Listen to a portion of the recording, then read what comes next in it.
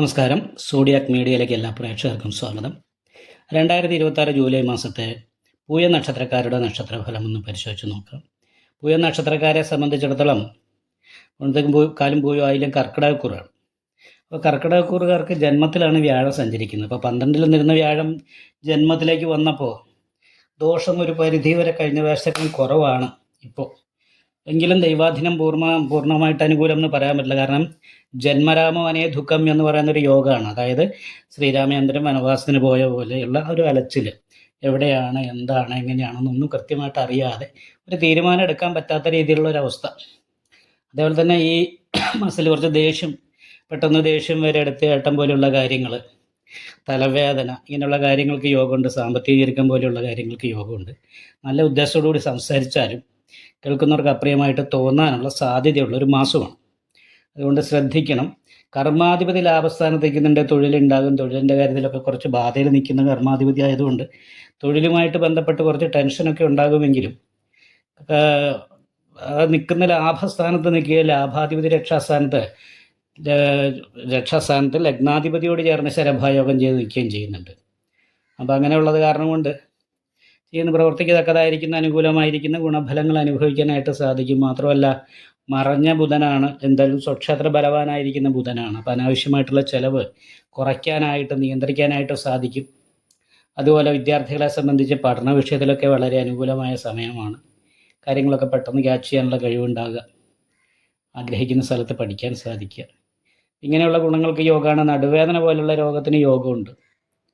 ഇപ്പോൾ അഷ്ടമത്തിലാണ് രാഹു നിൽക്കുന്നത്. അപ്പോൾ നാഗപൂജ പോലെയുള്ള കാര്യങ്ങൾ ചെയ്ത് ദൈവാധീനം വർദ്ധിപ്പിക്കണം, നാഗദോഷം മാറ്റണം, നമ്മളിലേക്ക് വരുന്ന പോസിറ്റീവായിട്ടുള്ള എനർജി ഡൈവേർട്ട് ആയിട്ട് നമ്മളിലേക്ക് എത്താതെ പോകുന്നു എന്ന് പറയുന്നതാണ് ഈ നാഗദോഷം കൊണ്ടുള്ള പ്രശ്നം.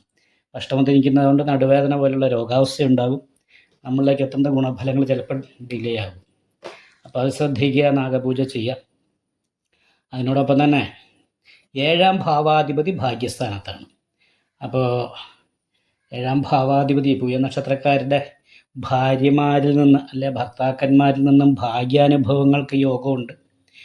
ഇനി ഭാര്യയാണെങ്കിലും ഭർത്താവാണെങ്കിലും വിദേശത്ത് പോകണമെന്ന് ആഗ്രഹിച്ച ആ രീതിയിൽ കാര്യങ്ങൾ നീക്കിക്കഴിഞ്ഞിട്ടുണ്ടെങ്കിൽ അനുകൂലമായിരിക്കുന്ന സമയമാണ്. വിദേശത്ത് പോകാനായിട്ട് സാധിക്കും.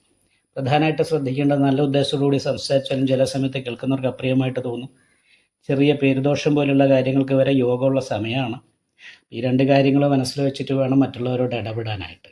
വാഹനം വാങ്ങുക മുതലായിട്ടുള്ള കാര്യങ്ങൾക്ക് യോഗമുള്ള സമയമാണ്. അപ്പം അങ്ങനെ ആഗ്രഹിക്കുന്നുണ്ടെങ്കിൽ ഒരു വാഹനം വാങ്ങാനായിട്ട്, അല്ലെ ഒരു വാഹനം നിലവിലുള്ളവർക്ക് മറ്റൊരു വാഹനം കൂടി വാങ്ങാനായിട്ട് യോഗമുള്ളൊരു സമയമായിട്ടാണ് കാണുന്നത്. പിന്നെ കണ്ണുവേദന, ചെവിവേദന പോലെയുള്ള കാര്യങ്ങൾക്ക് ചെറിയൊരു യോഗമുള്ള സമയമാണ്. ബാക്കിയെല്ലാം കൊണ്ടും നല്ലതാണ്. എന്തായാലും വിഷ്ണുശാല, നെയ്വിളക്ക്, ഭാഗ്യസൂക്താർച്ചന മുതലായിട്ടുള്ള വഴിപാട് ചെയ്യുക, എടുത്തിയാട്ടം പോലെയുള്ള കാര്യങ്ങൾ കുറയ്ക്കുക, നാഗപൂജ ചെയ്യുക. ഇത്രയും കാര്യങ്ങളൊക്കെ ചെയ്താൽ അനുകൂലമായ ഗുണഫലങ്ങൾ ഈ മാസത്തിൽ അനുഭവിക്കാൻ സാധിക്കുന്നതാണ്. നിങ്ങൾക്ക് ഈ വീഡിയോ ഇഷ്ടപ്പെട്ടാൽ ലൈക്ക് ചെയ്യുക, നിങ്ങളുടെ അഭിപ്രായങ്ങൾ കമൻറ്റ് ചെയ്യാം. ജ്യോതിഷവുമായി ബന്ധപ്പെട്ട കൂടുതൽ കാര്യങ്ങൾ അറിയാൻ ഈ ചാനൽ സബ്സ്ക്രൈബ് ചെയ്യുക. ഞങ്ങളുടെ ഓൺലൈൻ കൺസൾട്ടൻസി നമ്പർ താഴെ ഡിസ്ക്രിപ്ഷൻ ബോക്സിൽ കൊടുത്തിട്ടുണ്ട്. ആവശ്യമുള്ളവർക്ക് കോൺടാക്റ്റ് ചെയ്യാവുന്നതാണ്.